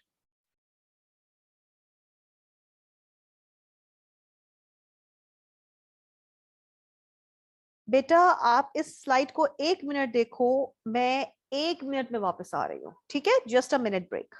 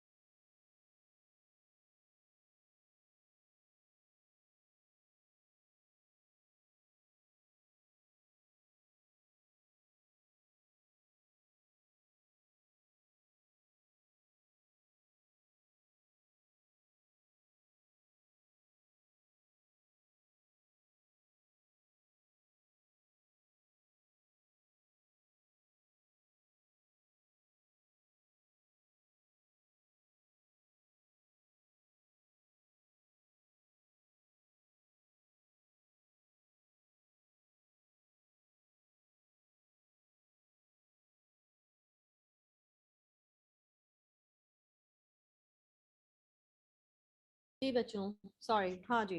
अच्छा, अब यहाँ पर एक चीज, एक पिक्चर मैं आपको पहले दिखाऊंगी। This is something really very important.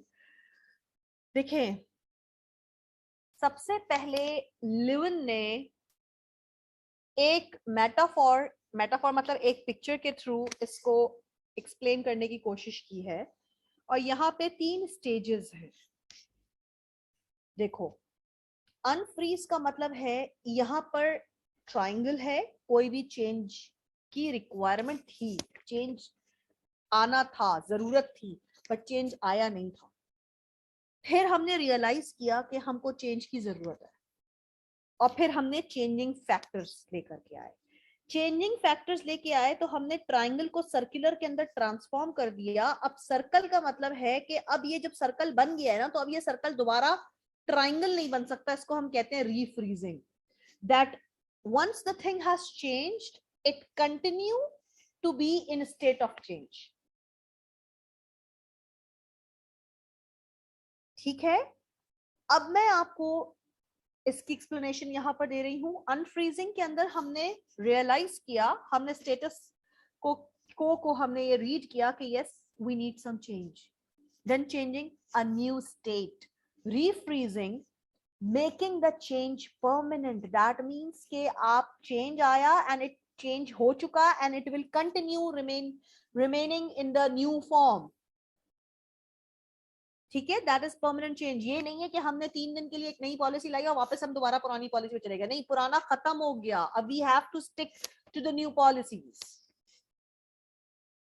ठीक है, अब यहाँ पर एक बात की जा रही है कि देखिए, इन्वायरमेंट के अंदर स्टेबिलिटी या इन्वायरमेंट के अंदर सरवाइव करने के लिए मैनेजर्स को या ऑर्गेनाइजेशन को कंटिन्यूअस प्रोसेस ऑफ चेंज के अंदर एक्टिवली चेंज होना पड़ता है in order to survive in the market. आप देखते हैं आईसीएमपी के कोर्स आउटलाइन के अंदर चेंजेस आती रहती हैं, हर ऑर्गेनाइजेशन के अंदर हर किस्म की चेंजेस आती रहती हैं। आईकैप ने अपने कोर्स आउटलाइन को चेंज किया, मॉडिफाई किया।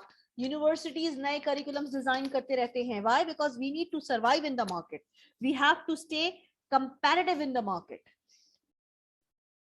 ठीक है. चेंज एजेंट वो बंदा है जो कि चेंज के प्रोसेस को सपोर्ट करता है, और मैनेजर्स को चेंज एजेंट होना चाहिए.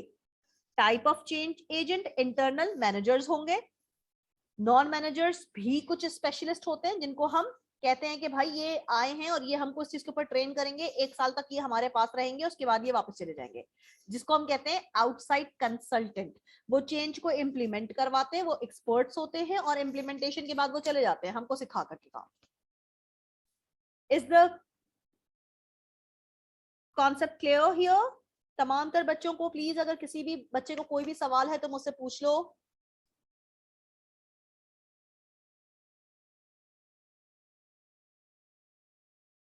किसी भी स्टूडेंट को कोई भी सवाल है तो मुझसे प्लीज कर लीजिए.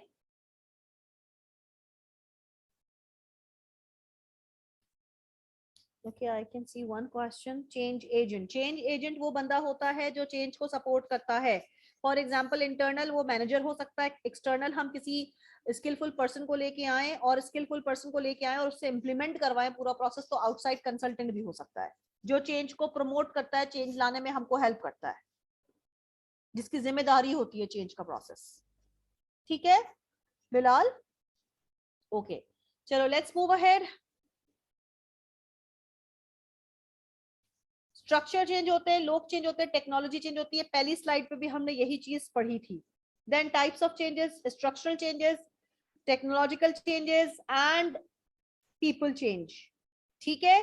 This we have already done. Workforce change होता है. आज किसी पोजीशन पे कोई बंदा काम कर रहा है, कल वो बंदा छोड़ के चला जाएगा, तो the job remains there. Someone new will come and take up the job. Technological, आप कंप्यूटेशन के ऊपर देखें, ऑटोमेशन, हर चीज जो है, हर मशीनरी पे जा रही है. ठीक है. और लोगों की जॉब्स थ्रेट्स के अंदर आ रही हैं बिकॉज अब हम ऑटोमेशन के ऊपर जा रहे हैं. Most of the industries are on automation automatically. ठीक है. फिर स्ट्रक्चरल चेंजेस के अंदर ऑफ कोर्स जब हमको ऑटोमेशन के बाद हमको लोगों की जरूरत नहीं होगी तो स्ट्रक्चरल चेंजेस होंगे ना, कि हमने लेयर्स कम कर दी ऑर्गेनाइजेशन के अंदर. अब ह्यूमन बींग्स कम है, जरूरत नहीं है. OD, organisation development. अब हम प्रोग्राम्स को रन करते हैं कि how we have to keep the work flow smooth. Smoothness, profitability कैसे हम मैक्सिमाइज कर सकते हैं, इसके अंदर हमको डिफरेंट प्रोग्राम्स करने होते हैं. हमको लोगों को डेवलप करना होता है, लोगों को थ्रू इंटरपर्सनल स्किल्स उनके रिलेशनशिप डेवलप करने होते हैं, उनके कॉन्फ्लिक्ट्स को रिजॉल्व करना होता है. This is the whole process is known as organisation development. Organisation development एक टेक्निक होती है, प्रोग्राम होती है जो कि हेल्प करती है people to change, people to work on their relationship, people to work for at their optimum level. Optimum level means best level. ठीक है. ग्लोबल ओडी के अंदर ऑर्गेनाइजेशंस हैं जो कि कंट्रीज के अंदर, कल्चर्स के अंदर ट्रेनर्स आते हैं. I myself am engage with a lot of training programs. ठीक है. जहां पे मैं सॉफ्ट स्किल्स ट्रेनिंग कर रही थी, stress management, saying no, filing, communication skills, team management, leadership styles, ये training programs most of the time हम करते रहते हैं. और अभी मंथ ये आपका जो चल रहा है क्लोजिंग, तो यहाँ पर हमारे कैलेंडर्स के अंदर जितनी भी चीजें पाइपलाइन के अंदर है वो सारी ट्रेनिंग करवा के खत्म करनी है ईयर क्लोजिंग से पहले. ठीक है. अब बात करते हैं more effective interpersonal work relationship. इसके अंदर हम बेसिकली देखते हैं कि देखिए कभी कभी सेंसिटिव ट्रेनिंग कोर्सेज होते हैं. फॉर एग्जांपल वुमेन एम्पावरमेंट हो जाए या हैरासमेंट हो जाए, इस तरह का टॉपिक जो है वो काफी सेंसिटिव होता है. तो हम पहले से ट्रेनर को अपने आउटलाइन बता देते हैं कि we want you to plan according to these topics. ठीक है. टीम बिल्डिंग थोड़ी देर पहले मैंने बताया था, जो कि मैं खुद करवा रही होती हूँ. इंटर ग्रुप डेवलपमेंट प्रोसेस हम करवा रहे होते हैं. हम प्रोसेस कंसल्टेशन, यानी कभी कभी हम कंसल्टेंट्स को हायर करते हैं. अच्छा, अब now I will tell you one more thing here. Because of the inflation, stress and so much going on in the country, people most of the time are depressed. ठीक है. ये मैंने ये चीज नोट करी है. उनका जो बिहेवियर है वो बहुत आउटबर्स्ट होने लगा है, मूड स्विंग्स होने लगे हैं. तो हमने अपनी कंपनी के अंदर ट्वाइस अ वीक एक कंसल्टेंट साइकोलॉजिस्ट को हायर किया है जो कि लोगों को सिर्फ कंसल्ट करेगा. Psychologist a person who will just do the therapy by talking to the individuals. No pill needs to be given. That is the domain of a psychiatrist. हाँ, अगर साइकोलॉजिस्ट को लगता है कि ये अब 1 लेवल अप की कहानी हो गई और साइकेट्रिस्ट को रेफर करना है, तो हम उस इंडिविजुअल को बताते हैं we would like you to visit a psychiatrist. ठीक है, दिस इज अ फैक्ट।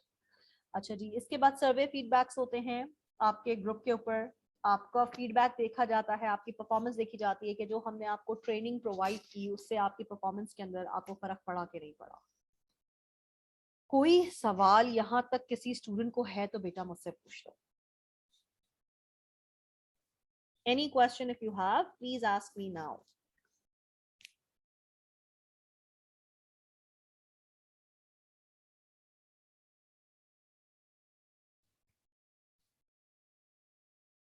कोई सवाल नहीं है किसी भी बच्चे को? कमाल की बात नहीं हो गई है? सोच लो, देख लो।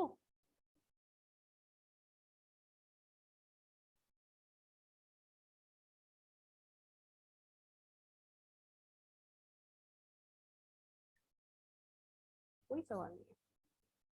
कंसल्टेशन, देखो अभी आरिश मैंने बताया था, प्रोसेस कंसल्टेशन का मतलब होता है हम कंसल्टेंट्स को, आउटसाइड कंसल्टेंट्स को हायर कर रहे हैं। मैंने अभी साइकोलॉजिस्ट की एग्जांपल दी थी, that can be considered as a consultation.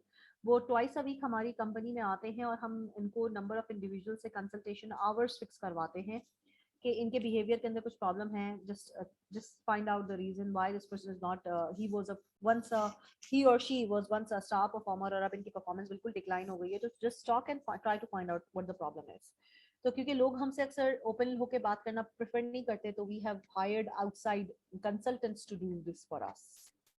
ठीक है, कोई confusion? Okay, now let's move ahead. Managing resistance to change, अब मजे की बात है, ये तो हर जगह ही लोग नजर आते हैं। जब कोई चीज नहीं होने जा रही होती है तो सब लोग बुरा बुरा बोलना शुरू करते हैं। मेजोरिटी दे रेजिस्ट, नहीं जी जो जैसे काम चल रहा था तो हम वैसे ही तो सही थे, तो अच्छा तो चल रहा था। Ambiguity, they are confuse, they are uncertain, उनको उनकी ओल्ड हैबिट की आदत है। हैबिट्स बहुत मुश्किल से चेंज होती हैं इस एज में। ठीक है, वो कहते हैं कि नहीं भाई हमारा जो है ना वो कंट्रोल चला जाएगा, अब हम हमारे कहीं हमारी हमारी जॉब ना चली जाए, इनसिक्योरिटी फील कर रहे होते हैं। ठीक है, फिर उनके अंदर एबिलिटी नहीं होती, कंप्यूटर के स्किल्स नहीं है कि वो कैसे computers. I will tell you one thing very honestly, when we started going on to taking this zoom classes, every faculty member was not equipped and ready for taking the zoom classes, and I saw people कि वो जो तुम लोग कभी कभी, मैं class के अंदर ना BCRW की जब क्लास लेती तो लेटर राइटिंग, रिपोर्ट राइटिंग पहले तो था, कि अब तो डिस्क्रिप्टिव क्वेश्चन हर लेवल पे आ गए ना, पहले नहीं था। तो आई हैव सीन के लोग जैसे वन फिंगर से ना वो एक एक बटन प्रेस कर रहे होते थे, तो हो गया पेपर टाइप, मीन्स उनको कीबोर्ड यूज करना नहीं आता। So same is with the faculty members as well. Many, I'm not talking about ICM only or in specific, but you know across in different across the country, you will find people जो कि equipped नहीं है, उनको IT use नहीं आता, वो smartphone use करना नहीं जानते। ठीक है, उनके पास WhatsApp नहीं है। There are few people like those kind। Anyways, अच्छा तो इसमें क्या है, उनको एजुकेट करें, कम्युनिकेट करें। आईसीएमपी वालों ने जो है वो जूम के ऊपर पूरे सेशंस रखे थे। जूम को हमें जिन लोगों को आता था वो एक अलग चीज थी, यानी गूगल डॉक के ऊपर हम पहले ही से काम कर रहे थे, बट क्या है कि जिनको नहीं आता था तो थोड़ा बहुत हमने बटन प्रेस करना बताया कि यहाँ से यूं देख लिया करें, यहाँ से यूं कनेक्टिविटी होती है, एक रिकॉर्ड का बटन होता है। मेरी तो अपनी 2 आईडी जीमेल की चल रही है जिसके ऊपर मैं जूम के 45 मिनट्स वाले लेक्चर्स दे रही होती हूँ, जब कभी भी मेरी कोई क्लास कैंसिलेशन के अंदर आती है, जस्ट या कोई स्टूडेंट्स को हेल्प चाहिए होती है। तो पार्टिसिपेशन, फैसिलिटेशन एंड सपोर्ट, देखिए ये एक तरीके से फैसिलिटी है। हम घर पे बैठ के स्टूडेंट्स को सपोर्ट प्रोवाइड कर रहे हैं, वर्क प्लेस के ऊपर सपोर्ट प्रोवाइड कर रहे हैं, हमको फिजिकली वहां पर नहीं होना। ठीक है, मैन्युपुलेशन एंड कोऑप्टेशन, देखिए मैन्युपुलेशन इज लाइक चेंजेस करना, कोऑप्टेशन मींस लाइक आप अब क्या कर रहे हैं, you are trying to act little smart, आप अपना फायदा देख रहे हैं। मैन्युपुलेशन के अंदर भी बेसिकली यही होता है कि people act smart, they try to take advantage out of the other और अदर पर्सन और द सिचुएशन।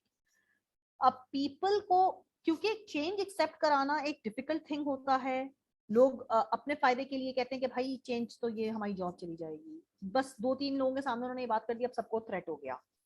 कोअर्जन, कभी कभी जबरदस्ती भी करवाना पड़ता है, भाई ये we don't have an option, हमें अब ये नई पॉलिसी आ गई है, ये पॉलिसी इंप्लीमेंट। अभी तुम लोगों के लिए एक नई पॉलिसी आई है, जो जनवरी के अंदर के बाद पेपर्स देंगे वो उनको डिफरेंट लेवल्स के ऊपर जो है वो प्रेजेंटेशन स्किल्स देनी है, तो वो अब इम्प्लीमेंट करनी ही करनी है, उसके अंदर you don't have a choice.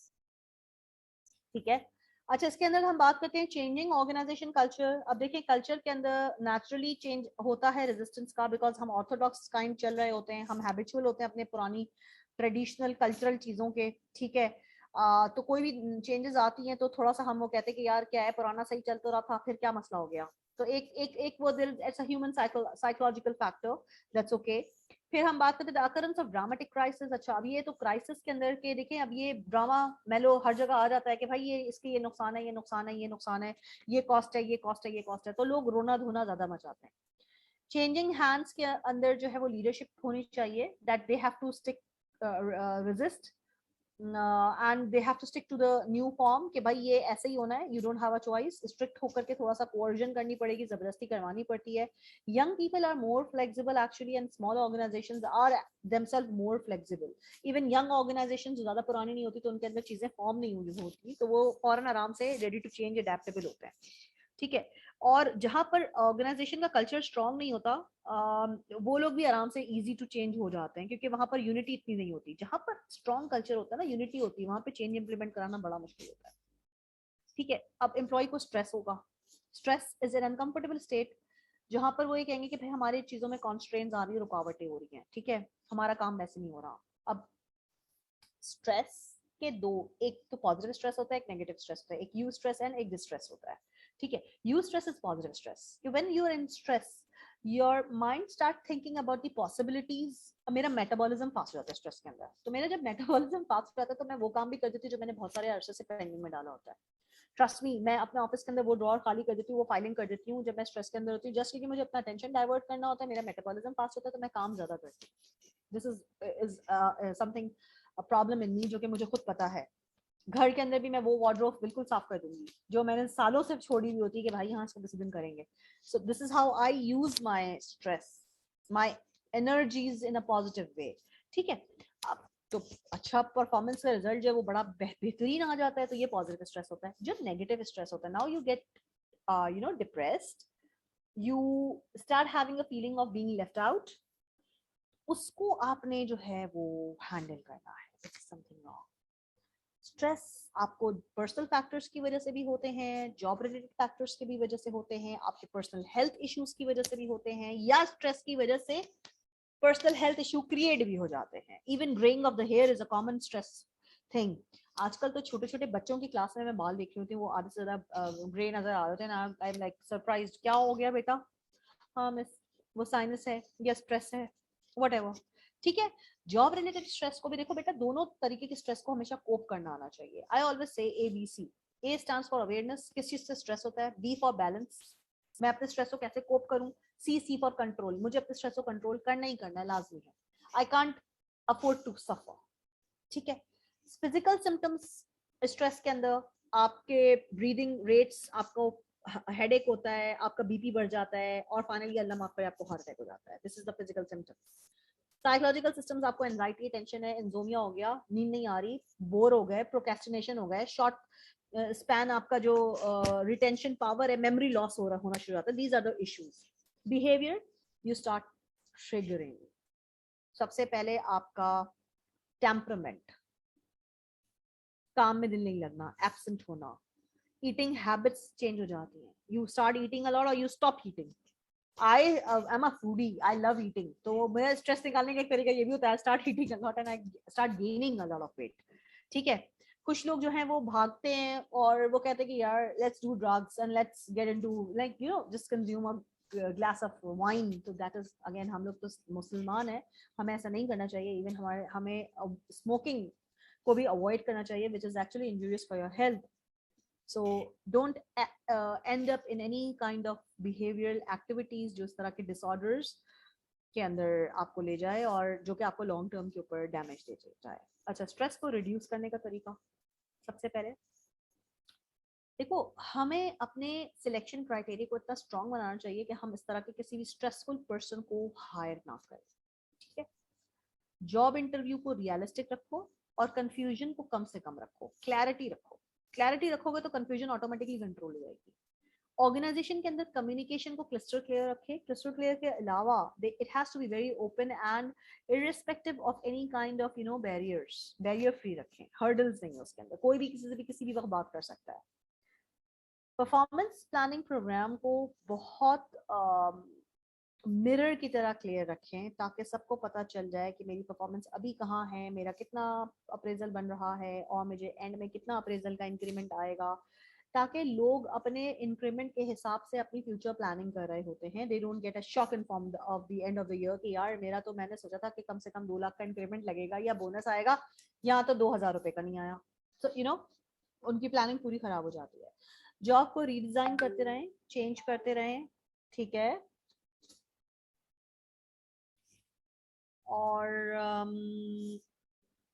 Counselling programmes को इंड्यूस रखें, गेस्ट स्पीकिंग सेशंस को ज़रूर पार्ट बनाएं, कंसल्टेशंस आवर्स रखें. इवन जो आपके कुछ इंटरनल काउंसलर्स होते हैं जो कि थोड़ा सा साइकोलॉजी के बारे में या ह्यूमन बिहेवियर को रीड करते हैं, and they're very friendly, kind and calm and composed kind of people. तो वो अपने काउंसलिंग सेशन इवन मैंने अपने ऑफिस के अंदर जो है वो एक हैंग किया हुआ है कि अगर किसी को भी अपने कोई भी प्रॉब्लम उससे डिस्कस करनी, because as an HR manager that comes under my in my JD job description के अंदर मेरी ड्यूटी है कि अगर किसी को मुझसे कोई भी प्रॉब्लम डिस्कस करना है तो these are my counselling hours, ठीक है, कंसल्टेशन आवर्स.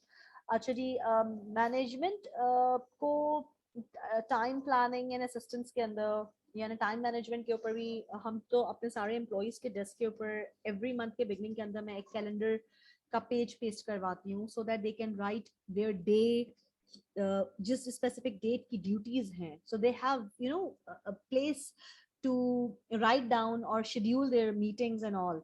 और मैं स्टेशनरी के अंदर वो दो आपके जो वो होते हैं स्टिकी नोट्स होते हैं, वो आपके पिन्स भी दिलवाती हूँ कि भाई ये स्टिकी नोट पे लिखो और इसको पिन करो वरना ये गिर जाएगा. तो हाउ विल यू रिमेंबर? तो these are the responsibility of the managers to, ये सारे रिसोर्सेज हमारे एम्प्लॉइज के पास, डायरीज, पेन्स, ये सारी चीजें होनी चाहिए सो that they can plan accordingly. Planning is a very important thing. Planning strong नहीं होती तो इम्प्लीमेंटेशन बिल्कुल कुछ नहीं हो सकती, ठीक है. अच्छा, जॉब रीडिजाइन का मतलब है कि जॉब के अंदर जो है वो रोल्स रीडिजाइन का मतलब है जॉब के अंदर कुछ ना कुछ नया. फॉर एग्जांपल मजे की बात बताऊं बिलाल बेटा, मैं जैसे 10 कोर्सेज एक टर्म के अंदर पढ़ा रही होती हूँ ना, तो 6-7 कोर्सेज तो वही पुराने वाले चल रहे होते हैं, बट हर दफा हर सेमेस्टर के अंदर मैं 2 कोर्सेज कुछ ना कुछ नए यूनिक से रखती हूँ. Why do I keep unique courses? Reason so that I am there to learn. अगर मैं सिर्फ अपने कंफर्ट जोन में रहना शुरू कर दूंगी तो I will start rusting. So we should be learning. तो रीडिजाइन करना चाहिए, अपने आप को चेंज करना चाहिए, ठीक है. कोई कंफ्यूजन यहाँ पे बिलाल? ओके. अब बात करते हैं एम्ब्रेस चेंज. चेंज को वेलकम करें. ये आपकी कैपेबिलिटी को, आपकी एबिलिटी को बढ़ाता है. सिंपल कंपेलिंग मैसेजेस दें ताकि लोगों को समझ में आए. कंपेलिंग मींस वो कन्विंस हो जाएं और उनको बताएं कि why this change is very much important and necessary. Continue करें, कांस्टेंट कम्युनिकेट करें, ऑनेस्टी के साथ. उनको बेवकूफ, लोगों को बेवकूफ नहीं बनाना कि इस चेंज से तुम्हें ये फायदा होगा, नहीं. बी ऑनेस्ट, बी ट्रूथफुल, ठीक है. और एम्प्लॉय को पार्टिसिपेट रखें, उसको कमिटेड रखें, उसका इनपुट लें कि भाई इस चेंज से तुम्हें क्या प्रॉब्लम है, अच्छा चलो ठीक है हम इस पे बात करते हैं, कुछ मिडवे निकालते हैं. और एम्प्लॉयज को इनकरेज, फ्लेक्सिबिलिटी दें.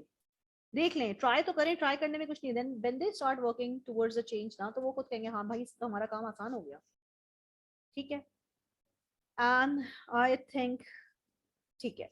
अब ये एक लास्ट स्लाइड है, देखो इसके ऊपर कोई चीज नहीं थी, सिर्फ ये कैरेक्टरिस्टिक्स बताए हैं, ठीक है. तो इसको हम skipping.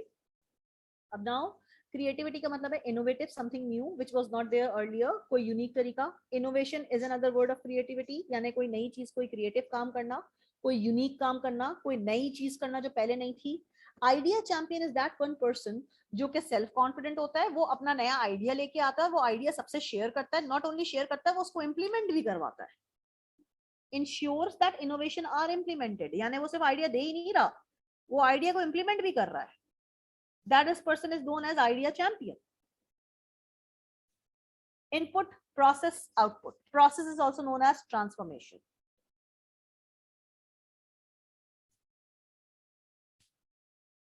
That's the end of this chapter.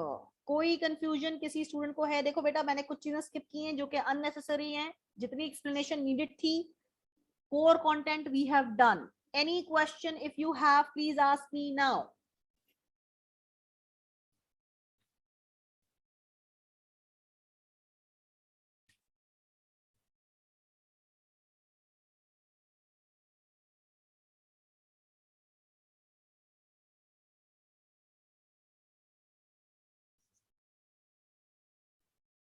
Any question if you have बच्चों?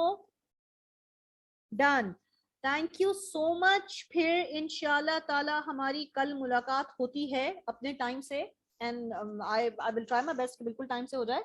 आज के लिए मैं थोड़ा सा माजरत चाहती हूँ। चेंज एजेंट वो बंदा होता है बिलाल जो कि चेंज के लिए रिस्पॉन्सिबिलिटी लेता है। मैनेजर जो है वो चेंज एजेंट है, उसकी जिम्मेदारी है कि वो चेंज इंप्लीमेंट करवाए, ना कि चेंज इंप्लीमेंट करवाए, वो मेक श्योर करे कि अगले लोग भी इसको एम्ब्रेस करें और पॉजिटिवली लें और उसको अडेप्ट करें। ठीक है बिलाल? ओके, चलो ठीक है, फिर इंशाल्लाह कल मुलाकात होती है तुम लोगों से।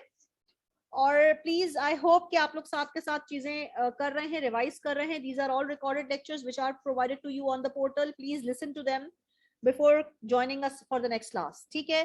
क्योंकि इस तरह से बहुत सारे चैप्टर्स अगर पाइल अप हो जाएंगे तो उसको फिर आपके पास टाइम नहीं होगा, तो साथ के साथ आप रोज का रोज काम करते जाएं, ठीक है? Thank you so much. Allah Hafiz. Allah Hafiz.